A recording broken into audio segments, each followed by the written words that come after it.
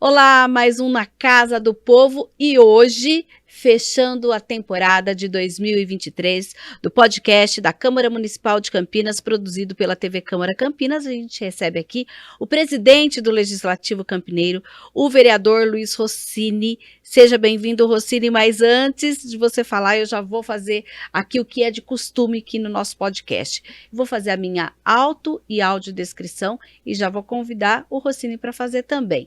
O meu nome é Mirna Abreu, eu sou uma mulher negra de pele clara, tenho os cabelos cacheados, um pouco acima dos ombros, com mechas loiras, tenho os olhos castanhos. Hoje eu estou com uma blusa verde folha.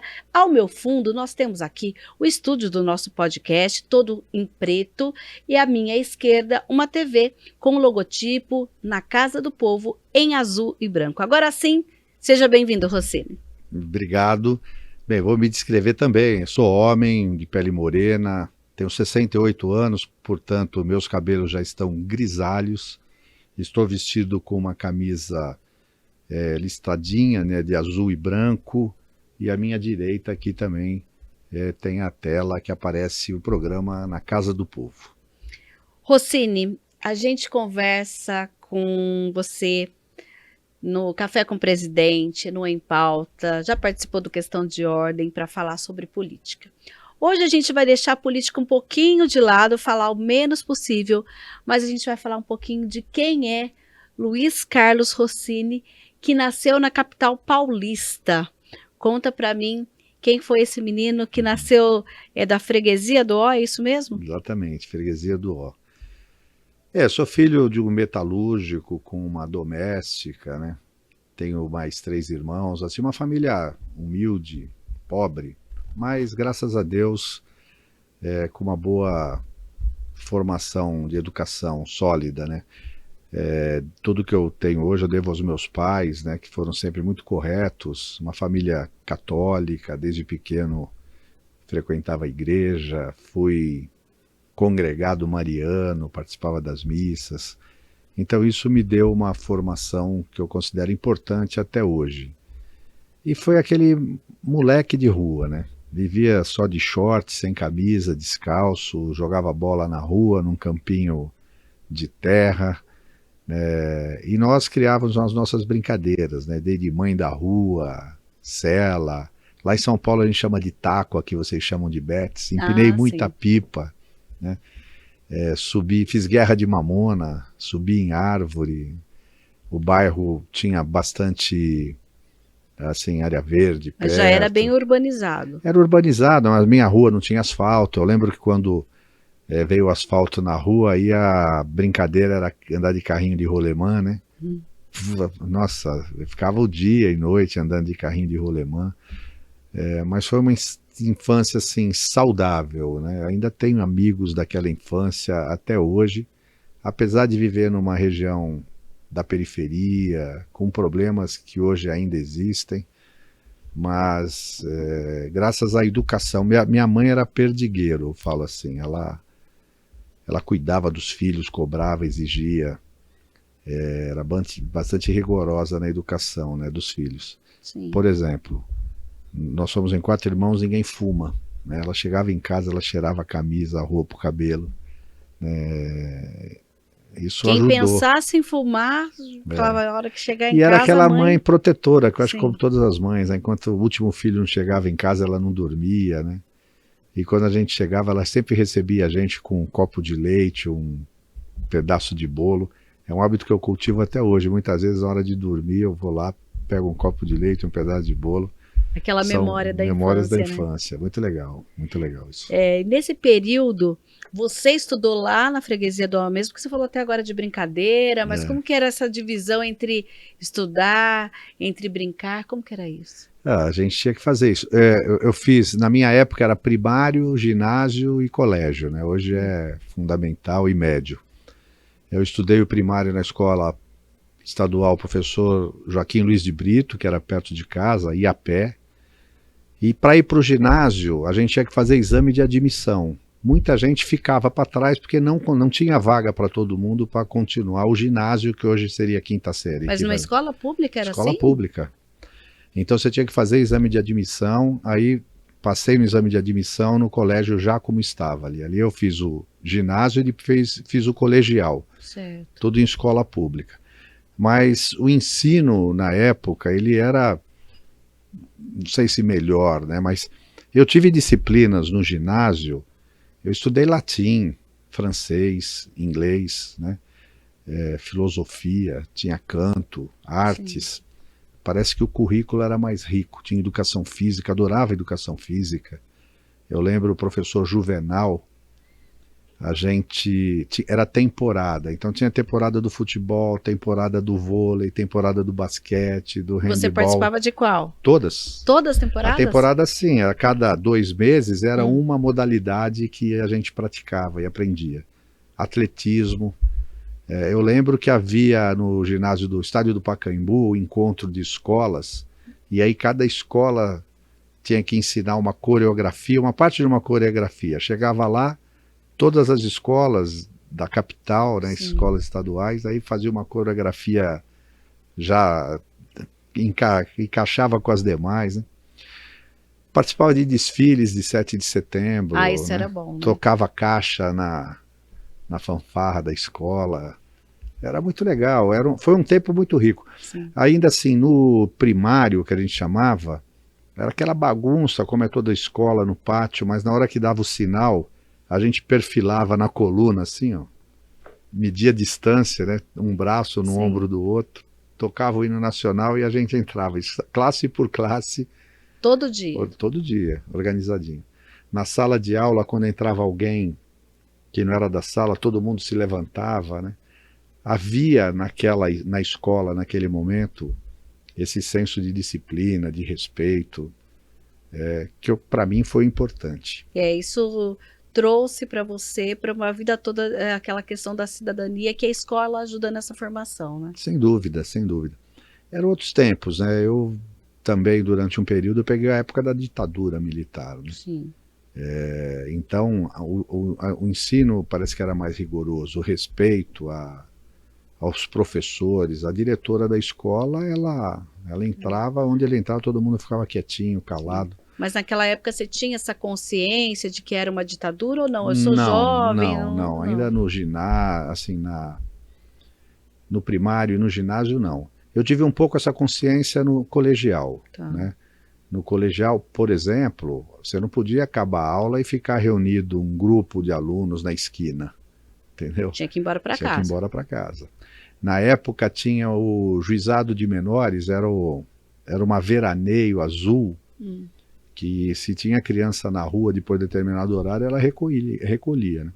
Esse estado militar, ditatorial, tinha essas questões. Então, enfim, eu tive amigos meus, irmãos de amigos meus que foram presos, né? Sim.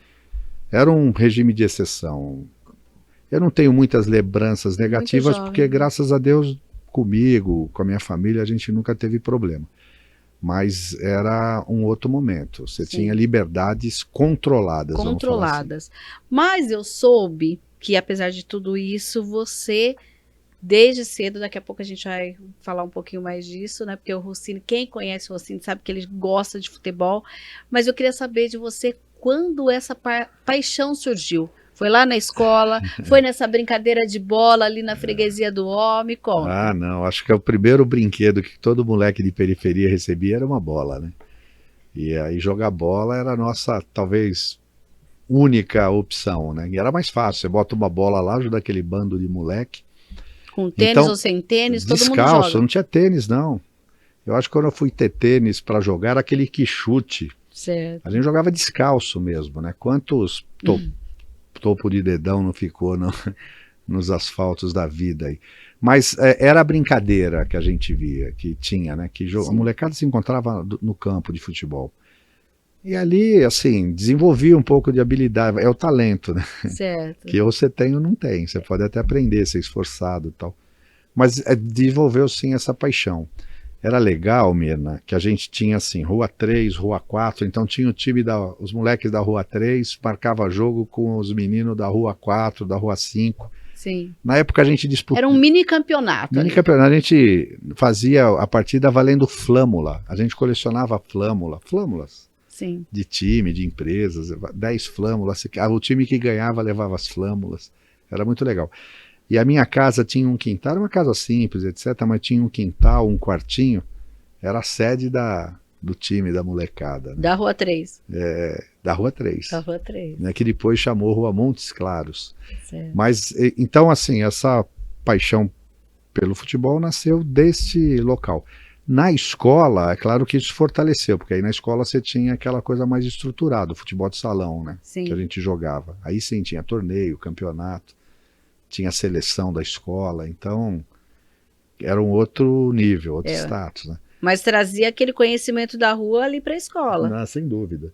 E tinha os times, né, que além dessa do dia a dia, quando ficava fiquei maior um pouco, eu cheguei a jogar dente de leite no Nacional Atlético Clube, na Rua Nicolau Alayon, na Água Branca. Ah, é? Participei de uma peneira, nós fomos num bando. Dente de leite era uma categoria até 13 anos, né? Molecada. Que hoje fala sub-13, essas coisas assim? Na época você tinha dente de leite, depois você tinha juvenil, enfim. Tá.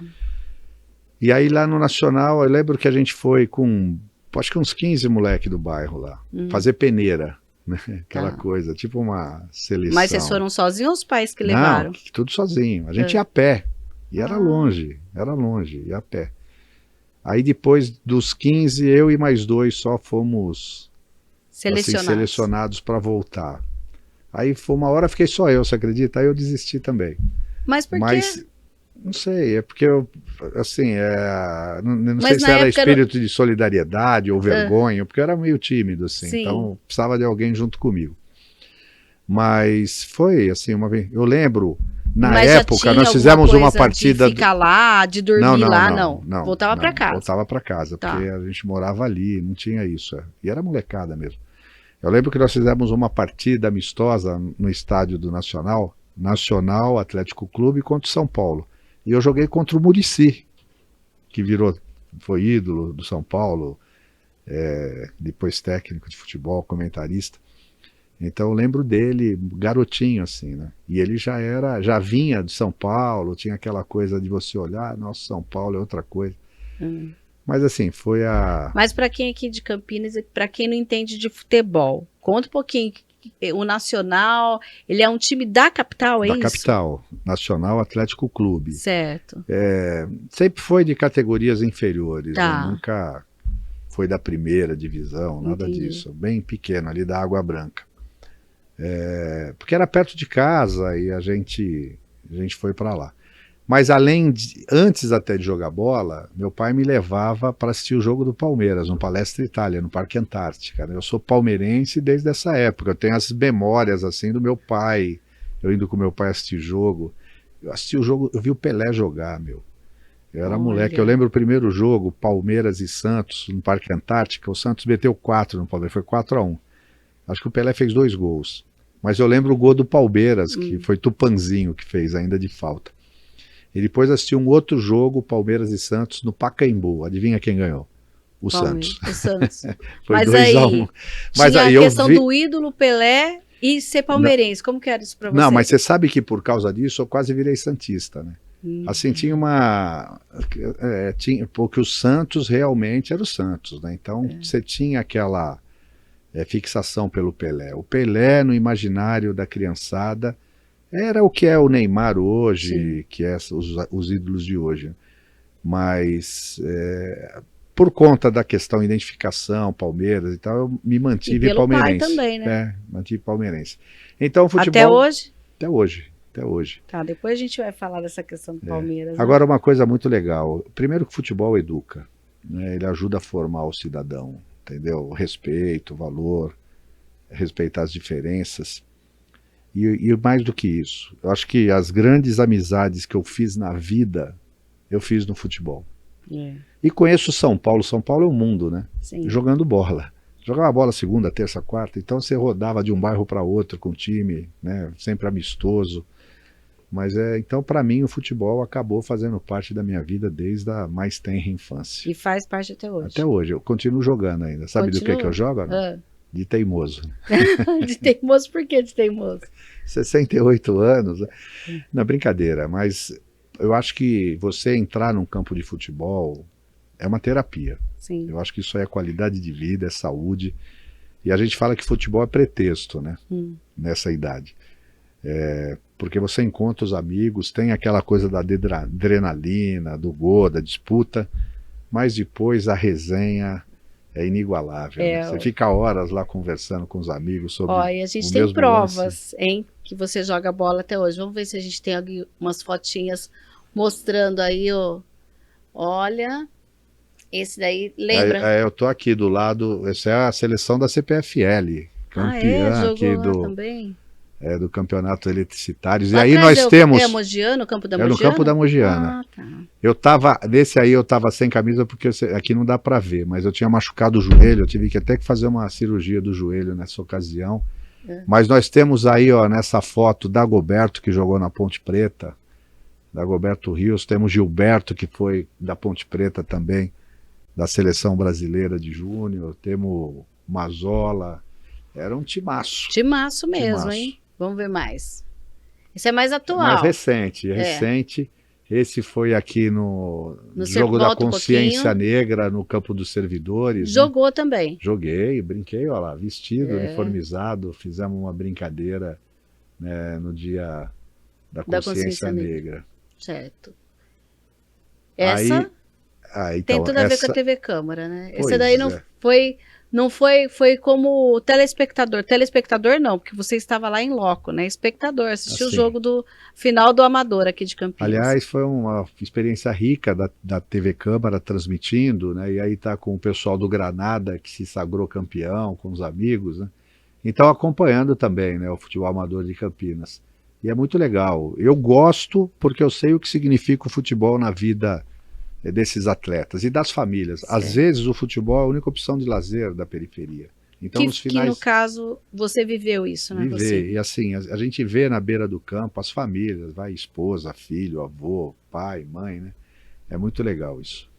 Quando seu amigo desistiu de jogar bola e você falou, também vou sair do Nacional, o que você foi fazer?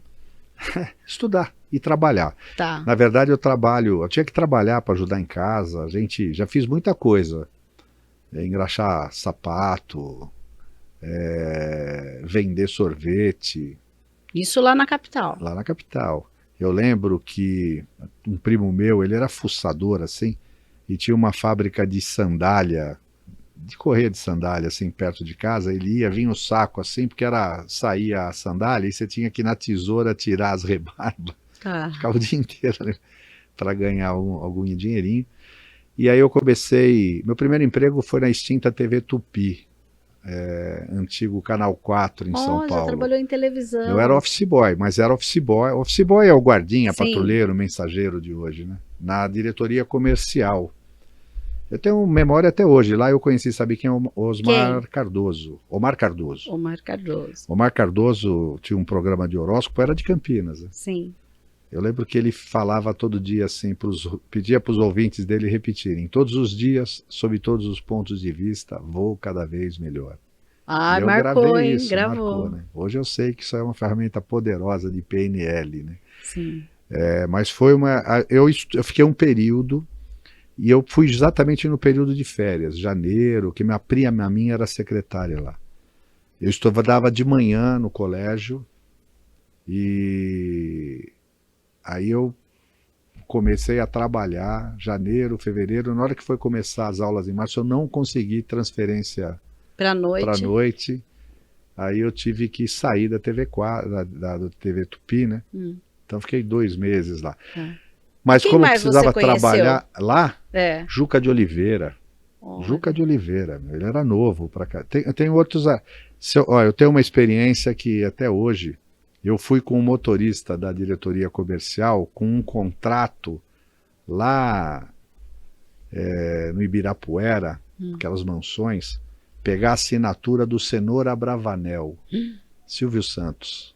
Ele ia trabalhar na TV Tupi, é isso? Então era um contrato lá, Cenoura Bravanel. Eu lembro que era aquela bruta casa ao Moro, com interfone, eu nunca tinha visto isso, né? Tinha que interfonar para ver. Eu lembro de ir no aeroporto de Congonhas buscar uns filmes de Diola Cinquetti, que era vídeo, filme para transmitir na televisão. Poucos meses, muitas aventuras, hein? Nossa Senhora. Então eu tinha contato, como era diretoria comercial e tinha um refeitório no prédio da TV Tupi, na hora do almoço você encontrava os atores, não lembro agora o nome de todos. O Juca de Oliveira eu lembro porque ele sentou com a gente almoçar algumas vezes. Bruta cara, muito legal, né?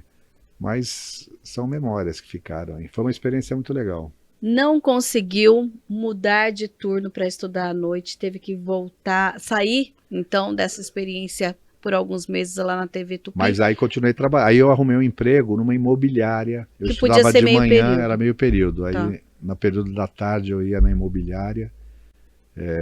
Enfim, tinha que ajudar em casa. E aí você já tinha quantos anos mais ou menos aí? 15, 14, 15. 14, Eu 15. comecei com 14 na época lá por aí, 14, 15, 16, e sempre trabalhei, né? Tá. Sempre Sempre na se imobiliária, vou virando. vender alguma coisa, vou ajudar. E quando você resolveu vir para Campinas, o que aconteceu na sua vida lá na capital? Na que você falou, verdade, vou pra eu Campinas? fazia faculdade de administração e trabalhava na Atma Paulista. E a Atma tinha um setor de ferramentaria que resolveu desmembrar e criou uma outra empresa que chamava Atma. A Atma era uma empresa de plástico, brinquedos, ali na Rua do Curtume, na Lapa. E aí quando eu trabalhava na área de custos, né? E fazia faculdade. Aí quando desmembrou essa empresa, o meu chefe falou: Rossini, você não quer ir lá para cuidar de custo, compras? Eu falei: eu topo. Aí eu fui. Só que a empresa ela não estava bem das pernas, não conseguiu ter o desenvolvimento que se esperava. Teve uma hora que passaram uma régua lá. Só fiquei eu, um outro rapaz da área de finanças e o diretor na área de escritório, né, porque era mais fácil, para tocar o negócio lá. E esse diretor, eu falei: para eu subir aqui, só se eu casar com a filha da dona, que chamava Bela Skolnick, ela era judia. Aí eu vi que, assim, ali minha perspectiva... Aí eu fui lá e pedi a conta. Você já viu essa expressão? Corajoso. Aí pedi a conta e foi super interessante. Aí no dia seguinte, currículo datilografado, debaixo do braço, eu no ponto de ônibus em São Paulo, na Avenida Itaberaba, encontrei com o José de Jesus Batistin, meu amigo. Ele falou: o que você está fazendo? Eu falei: estou procurando emprego. Saí, ele falou: que legal, babá. Aí eu cheguei à noite em casa, tinha um recado do Batistin. Minha mãe: o Batistin pediu para você ligar para ele. Eu liguei para ele e falou: olha, na empresa onde eu trabalho tem uma vaga de estagiário. Se você topar, tá no final, tem que correr lá. Aí eu fui, era a CPFL, Companhia Paulista Força e Luz. Mas ele trabalhava já ele aqui trabalhava, ou lá? Ele trabalhava lá, na Avenida Angélica, em São Paulo. Tá. Aí eu fui, fiz uma seleção, passei, fui entrevistado e comecei como estagiário na CPFL. E foi assim, eu vinha da indústria. Na indústria, se tem um setor que pode trabalhar com 10, trabalha com 5, era mais exigido. Lá a CPFL já era estatal. Tá. E eu rapidamente chegava, eu não gosto de ficar parado, em um mês eu já tinha rodado todo o setor de orçamento executivo. Isso lá na capital ainda? Na capital. Aí eu fui efetivado na CPFL e eu comecei como estagiário em 1977, você não era nem nascida. Aí em 79 eu fui efetivado, fui admitido como funcionário da CPFL, em 78, perdão. Aí em 79 a CPFL mudou para Campinas. A sede era lá em São Paulo, só que a CPFL distribuía energia em 222 municípios do interior do estado. Tá. Então eles mudaram a sede aqui para Campinas, na saída para Jaguariúna, um prédio novo. E aí eu vim com a CPFL, ela falou: quem quer ir para Campinas? E aí alguns ficaram em São Paulo, foram para a CESP, Mas você se Eletropaulo. candidatou ou foi obrigado a vir? Não, eu topei vir, não era obrigado. Tá.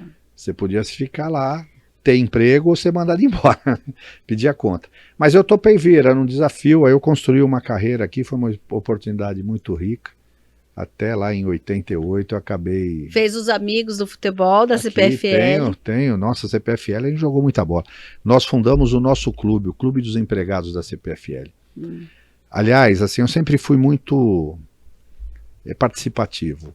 Quando a gente estava para mudar, a CPFL criou o GEM, era Grupo Executivo de Mudanças. Eu não conhecia Campinas. Aí nós viemos num grupo para cá, fazer levantamento de clube, imobiliária, conhecer a cidade, produzir um manual para entregar para as famílias, né, para os trabalhadores que vinham, para o cara se integrar. Saber o que tinha aqui. Né? E assim que a gente chegou, a gente fundou o nosso clube, que era uma forma de todo mundo que vinha de São Paulo se encontrar fim de semana, bater uma bola e tal. E aí fui diretor do clube.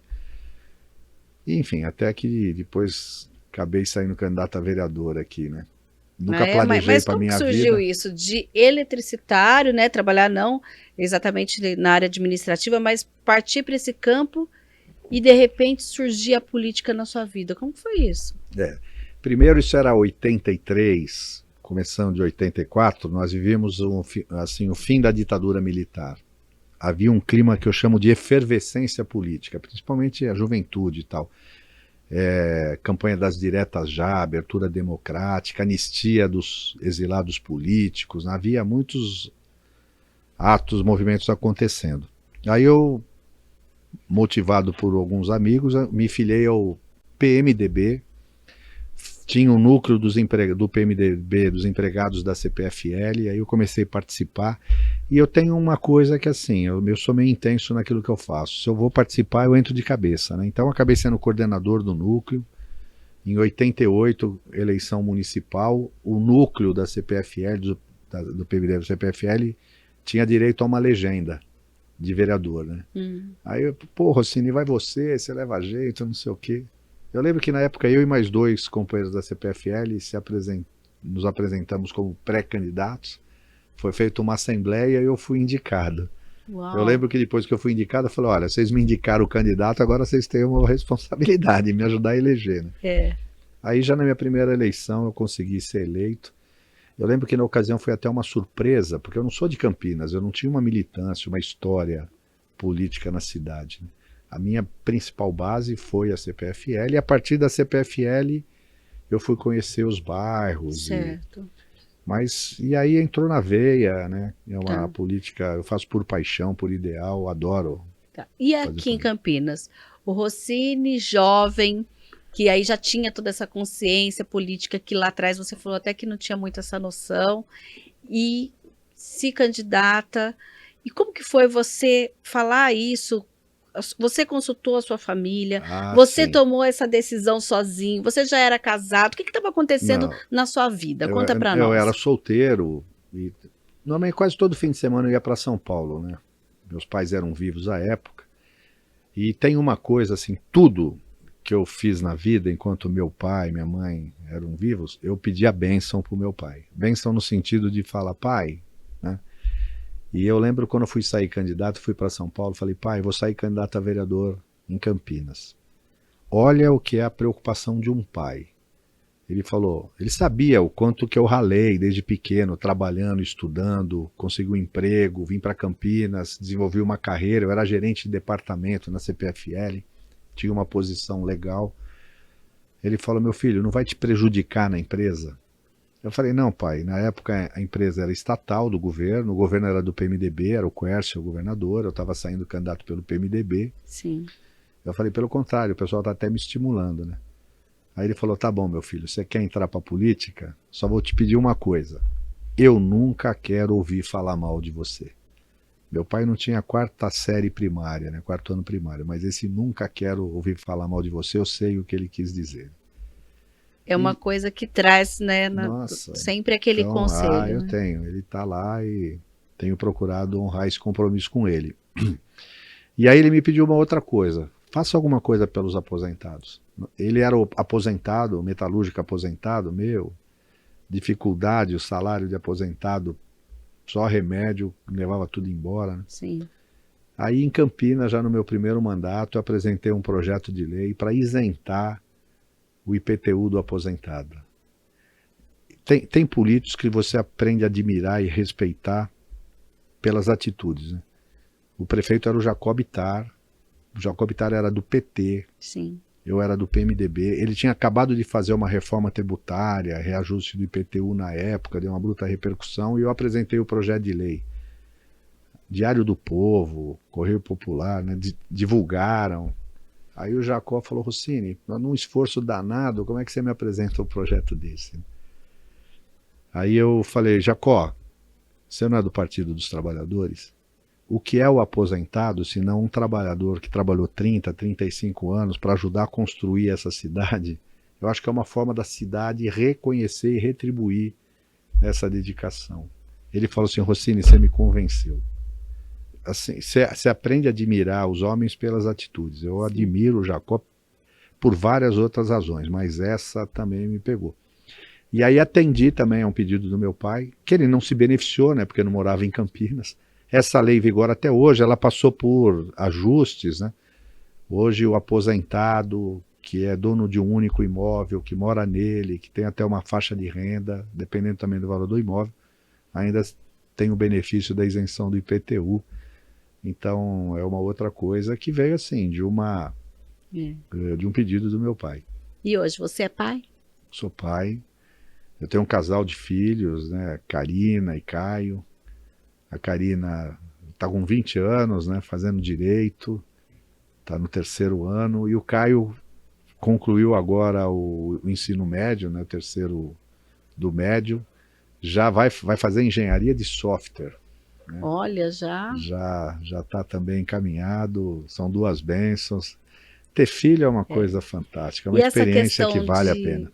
De você ter ouvido tantos conselhos do seu pai, o que isso te ensinou para que você também possa aí dar essa orientação aos seus filhos? Como que é isso? Primeiro, não fazer nada errado, né?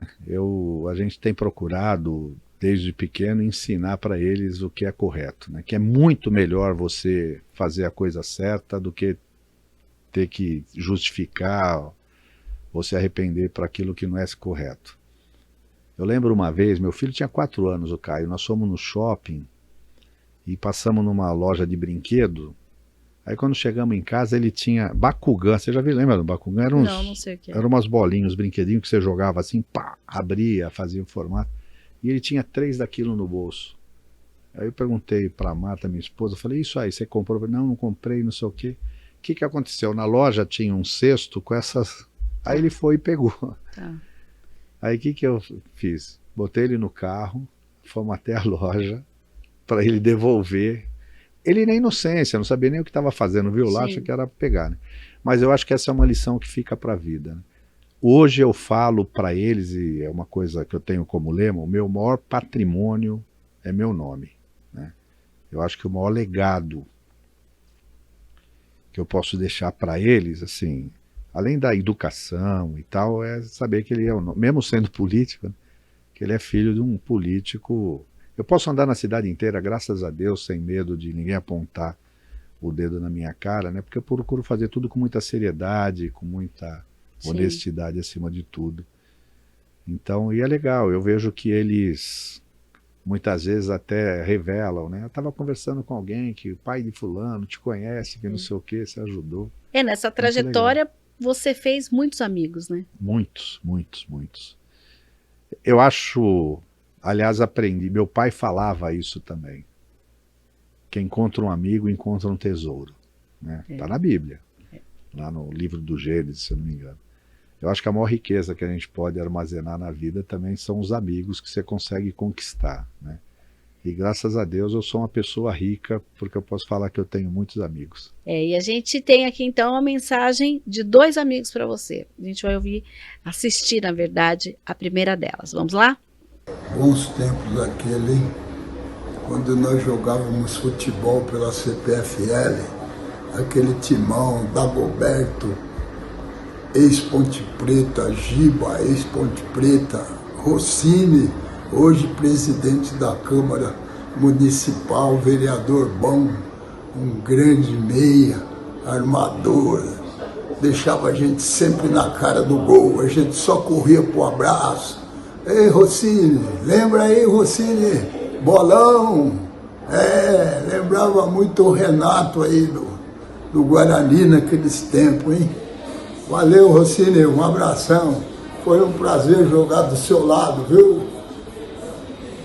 Oswaldão, chamado Nego Preto. Ele jogou no Linense, centroavante, marcava gol pra caramba. A gente fez muitas partidas E o cara maravilhoso, alegre, feliz, conta piada. A gente ia pescar junto também. Esse é um amigo do peito. E essa pescaria?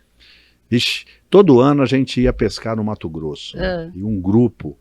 Nós só tinha uma aventura que você não acredita. A gente pegava um trem aqui, na estação ferroviária, e até Bauru. E em Bauru pegava um outro trem, porque muda a bitola lá. Certo. É um trem que vai para Santa Cruz de la Sierra lá. E a gente fretava um vagão administrativo do trem, ele engaixava no último carro do trem, a gente jogava todas as tralhas lá dentro, e esse vagão, assim, eram 4 cabines, uma saleta. Mas então em um grupo bom, hein? Um grupo. Eram 27 horas de viagem de trem até Albuquerque, no Mato Grosso. Aí chegava lá, nós fizemos isso aí há alguns anos. E aí, assim, o Pantanal, a natureza, é uma coisa maravilhosa, você contemplar. Pescar era também pretexto, né? Era outra regra, na época você podia trazer alguns peixes, tinha que ter o porte, o tamanho, uma quantidade, mas era uma paixão, assim, e é gostoso. Você também estreita os vínculos, a amizade, passa o tempo. Olha, ir no Pantanal, você vê jacaré, onça pintada, arara, aquele barulho de ave, tuiuiu, às vezes você está andando com o barco assim, centenas de tuiuiu voando, que vai respingando em você, é uma coisa, eu adorava. Inexplicável, né? Inexplicável. E tem mais amigo que mandou recado para você, Rossini. Meu nome é Roberto Mizukami, onde na década de 60 eu integrei a fabulosa equipe do Infantil Juvenil Guarani, onde constavam os nossos amigos Flamarion, Lindó e Wilson Campos, e assim sempre gostei de esporte. Mas falando de esporte na área do setor de energia elétrica, eu quero falar, quem me dera falar, do meu amigo Luiz Carlos Rossini, hoje presidente da Câmara Municipal de Campinas. Rossini era um dos nossos integrantes, jogadores da seleção bicampeão eletricitária de futebol. Cá está uma prova aqui com vocês. E Rossini fazia parte também dessa maravilhosa seleção, onde tinha Dagoberto, profissional ex-Ponte Preta, Adilson, ponta esquerda, Ponte Preta, Giba, foi para a seleção de Toulon, Carlão Magno, Ponte Preta. Então era uma maravilhosa equipe onde conquistamos o bicampeonato eletricitário no setor de energia. E assim, como prova, como vocês veem aqui, Luiz Carlos Rossini sempre foi um jogador ótimo, lateral, tanto direito como esquerdo. Então, quem me dera falar do meu amigo Rossini. Então, para vocês aí, um grande abraço. Eu falar para vocês um grande abraço aí a todos. Roberto Mizukami. Roberto Mizukami. O Mizuka, como ele chamava ele, japonês, batia bola pra caramba. E ele tinha uma frieza, rapaz. Ele deixava a gente louco de raiva às vezes. Porque a bola dentro da área, ele matava. Não era daquele de despachar, né? Ele botava no chão. Jogamos muito futebol, inclusive futebol de salão. Temos várias lembranças aí de jogos. Tinha a Copa da Energia. As 3 empresas de energia elétrica, CESP, CPFL e Eletropaulo, anualmente, através da Fundação CESP, organizava a Copa da Energia. Então tinha as eliminatórias em cada empresa e depois se cruzavam, né, assim, das empresas e tal. Era uma experiência nessa Copa que vocês foram bicampeões. Não, essa foi a Copa dos Eletricitários. Copa. Aqui eu não tenho certeza se era do SESI ou do Copa Intersindical. Tá. Né? Era muito legal isso. O SESI organizava uma Copa com todas as empresas. E você tinha o Intersindical, que era um sindicato. Você tinha todos os sindicato metalúrgico, sindicato dos eletricitários, sindicato dos bancários, dos químicos. Então os times das empresas ligadas a esses sindicatos, Bosch, GE, Singer, 3M, IBM, CPFL, e eram assim, campeonatos disputadíssimos. Não existia essa quantidade de campeonatos, de torneios que tem hoje em Campinas. A prefeitura não fazia isso, você tinha a liga e esses campeonatos das empresas, assim. Mas era disputado pra caramba, era muito gostoso, alto nível. Você falou dessa questão dos amigos, da importância deles na sua vida, o quanto eles participaram e o quanto o futebol, apesar, né, de tanto compromisso como presidente da Câmara, como vereador, como que você consegue conciliar tudo isso na sua vida hoje, Rossini? Eu acho que você tem que ter aquele tempo que é seu, né? Fazer aquilo que você gosta, seja como hobby, como esporte, leitura, música, cinema. E eu gosto do futebol, então eu procuro reservar um tempo na agenda para praticar aquilo que é minha paixão e que me ajuda a relaxar. Você vai ali, você descarrega, distensiona, né, até te prepara para você continuar muitas vezes nessa rotina intensa, louca, maluca, né? E para mim é prazeroso, né? Eu, assim, graças a Deus, eu tenho 68 anos, né?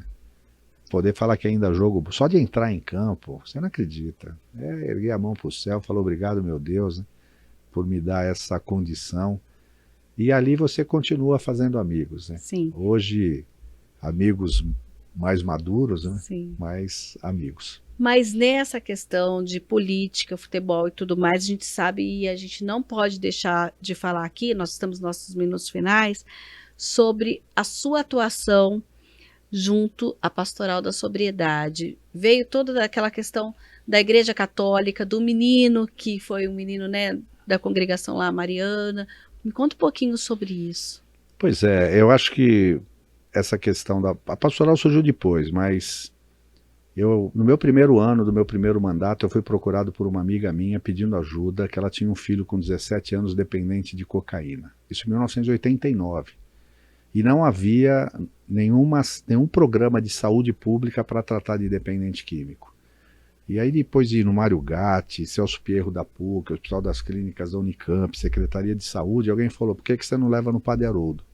Foi aí que eu conheci o Padre Haroldo, a gente fui eu, o garoto, a mãe, ele acabou na época ficando no Padre Haroldo, mas o Padre Haroldo, eu me apresentei como vereador, né? Ele na sabedoria dele, aquele jeito... Ele falou, doutor Rossini, o senhor quer ajudar o Paulinho? Era o nome do garoto. Eu falei, é claro, padre. Então, pois fique o senhor sabendo que como este existem dezenas, centenas, talvez milhares de Paulinho precisando de ajuda. O senhor como autoridade, faça alguma coisa. Aquilo me sacudiu. Foi um chamado. Foi um chamado. Aí eu criei o Conselho Municipal de Entorpecentes, presidi, o Padre Haroldo participava, o professor Saulo Monserrat, Mara Menezes, Badam Pagliari. Nós tivemos um primeiro conselho municipal aqui, poderosíssimo. E aí em 98, Dom Irineu Danelon propôs e a CNBB aprovou a criação da Pastoral da Sobriedade. E o Padre Haroldo me chamou para participar, eu participei das reuniões iniciais da formação da pastoral, inclusive ela não tinha esse nome, quem sugeriu o nome Pastoral da Sobriedade fui eu, porque eu via muito o Padre Haroldo falar sobriedade, aí aquela comissão aprovou o nome e a CNBB fez uma pesquisa e a pastoral voltou inclusive mais forte do que com uma dimensão maior do que a inicialmente pensada, Sim. Porque a sobriedade... ela tem um significado muito mais amplo do que simplesmente ficar livre de álcool e drogas. Tá. Né? Viver em sobriedade significa tirar da tua vida tudo aquilo que é demais, o excesso. Então tem gente que tem compulsão por jogo, por compra, por internet, por sexo, por droga, por bebida, por trabalho. E às vezes isso desequilibra. E a Pastoral da Sobriedade tem um programa de vida nova, de reeducação para a vida, que tenta ajudar as pessoas e famílias a viver em sobriedade. Eu ainda participo da equipe nacional da Pastoral da Sobriedade, eu assumi essa bandeira como cidadão, como cristão, e é muito bom também, através da Pastoral da Sobriedade, a gente poder ajudar as pessoas. Tá certo, então, Rossini, eu agradeço a sua participação hoje aqui no Na Casa do Povo, fechando essa temporada de 2023, e claro, te espero no ano que vem. Estarei aqui. Obrigado, parabéns, uma alegria.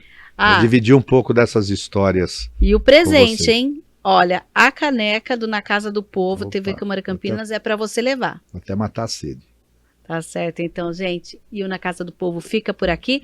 Lembrando que você pode acompanhar a participação de outros parlamentares lá no youtube.com/TV Câmara Campinas. Você vai na playlist Na Casa do Povo e encontra todas essas entrevistas. A gente fica por aqui. Até mais. Abraço.